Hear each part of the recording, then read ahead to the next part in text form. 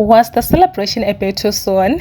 Let's talk about black coffee and Mbali.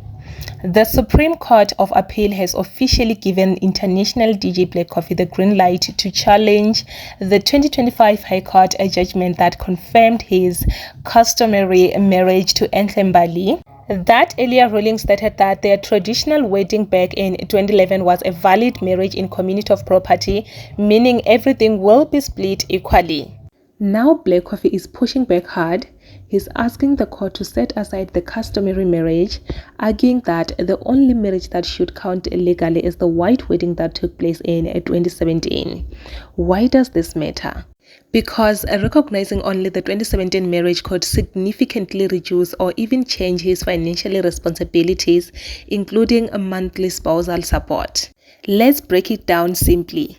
The High Court already decided that the couple were legally married under a customary law in 2011, which comes with serious financial implications, including shared assets and spousal maintenance.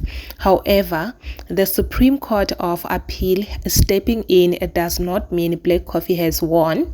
It only means he's been granted the chance to appeal that decision.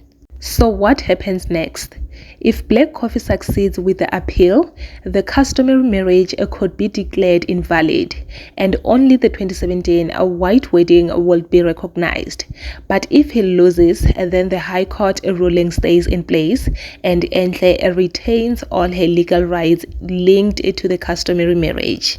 In short, the case is far from over.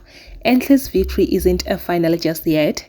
Black Coffee is fighting to overturn the 2011 marriage ruling, and now the final word lies within the Supreme Court of Appeal. So yes, the drama is definitely still unfolding, and please stay tuned so that you don't miss any episode.